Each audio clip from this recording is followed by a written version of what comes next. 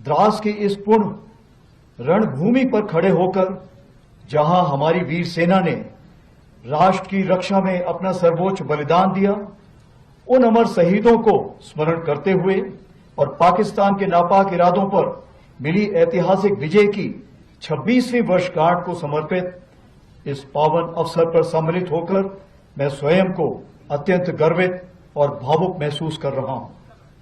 यह लगातार चौथी बार है जब मैं कारगिल युद्ध स्मारक और कारगिल विजय दिवस के इस पावन आयोजन में सम्मिलित हो रहा हूं। 2 बार नदन कमांड आर्मी कमांडर की हैसियत से और 2 बार थल सेना अध्यक्ष के रूप में। आज इस पावन अवसर पर कारगिल युद्ध के वीरों के माता पिता, वीर नारियों और सभी परिवारजनों का दिल से आभार व्यक्त करता हूं। आपने राष्ट्र को अपने वीर दिए। आपका हौसला, धैर्य और त्याग हम सब के लिए प्रेरणा है। आज पूरा देश आपके अद्वितीय योगदान और अटूट राष्ट्रभक्ति को श्रद्धापूर्वक नमन करता है। पिछले वर्ष 2024 में हमने रजत जयंती के रूप में इस विजय गाथा का स्मरण किया। वह एक ऐतिहासिक अवसर था जिसे माननीय प्रधानमंत्री श्री नरेंद्र मोदी जी की उपस्थिति ने और भी प्रेरणादायक बना दिया। उस दिन शिंकुल्ला टनल के निर्माण कार्य का भी शुभारंभ हुआ। इस वर्ष भी हमारे माननीय केंद्रीय मंत्रीगण, लेफ्टिनेंट गवर्नर साहब और हमारे सीओ साहब यहां पर उपस्थित होकर हमारे शहीदों को नमन करने आए। यह दर्शाता है कि कारगिल विजय दिवस केवल एक सैन्य आयोजन नहीं बल्कि पूरे राष्ट्र का उत्सव है। जो खामोश खड़े थे बर्फीली चौकियों पर, उनकी दुआ से ही महफूज है ये वतन। आज हम तोलोलिंग, टाइगर हिल और पॉइंट 4875 की ऊंचाइयों के नीचे खड़े हैं और हम केवल उस युद्ध को याद नहीं कर रहे हैं, हम उस भावना का स्मरण कर रहे हैं जो उन रणबांकुरों ने दिखाई थी। हमें याद है वह दृढ़ संकल्प जो उनकी आंखों में था, वह अदम्य साहस जिससे उन्होंने हर कठिनाई को मात दी। हमें स्मरण है वह नारा, वह चेतावनी, वह प्रण जो हर योद्धा के मुख से निकला। हमें श्रद्धापूर्वक नमन करते हैं उन बहादुर नायकों को जिन्होंने मृत्यु को गले लगाया ताकि हम गरिमा के साथ चैन की जिंदगी जी सके। साल 1999 में भारतीय सेना ने ऑपरेशन विजय के अंतर्गत कारगिल की ऊंचाइयों पर एक अद्वितीय विजय प्राप्त की थी। उस युद्ध में भारतीय सेना ने ऊंची पहाड़ियों पर बैठे पाकिस्तान सैनिकों और घुसपैठियों को खदेड़कर हमारी सीमा से बाहर कर दिया था और तिरंगे को इन बर्फीली चोटियों पर फहराया था। यह वह क्षण था जब भारत ने स्पष्ट कर दिया कि उसकी सीमाओं के भीतर किसी भी नापाक इरादे को सफलता नहीं मिलेगी।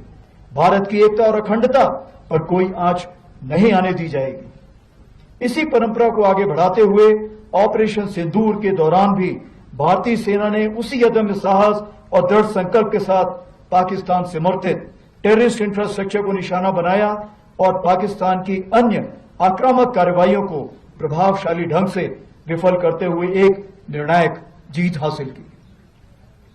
हमने शांति को अवसर दिया, पर उसने कायरता की कार्रवाई की और उसका उत्तर केवल हमने पराक्रम से दिया।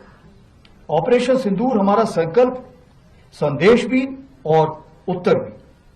पहलगाम में हुई कायरतापूर्ण आतंकी हमला पूरे देश के लिए गहरी चोट था, लेकिन इस बार भारत ने सिर्फ शोक नहीं जताया बल्कि ठान लिया कि अब जवाब निर्णायक होगा।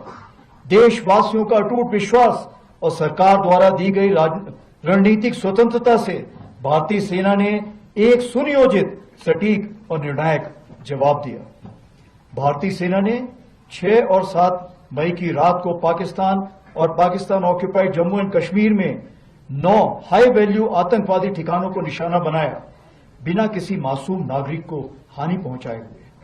यह केवल जवाब नहीं था, यह स्पष्ट संदेश था कि आतंकवाद को सहारा देने वाले अब नहीं बचेंगे।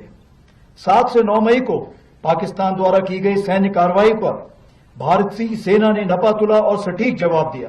हमारी आर्मी एयर डिफेंस एक अजय दीवार बनकर सामने खड़ी रही, जिसे कोई ड्रोन या मिसाइल भेद नहीं सका।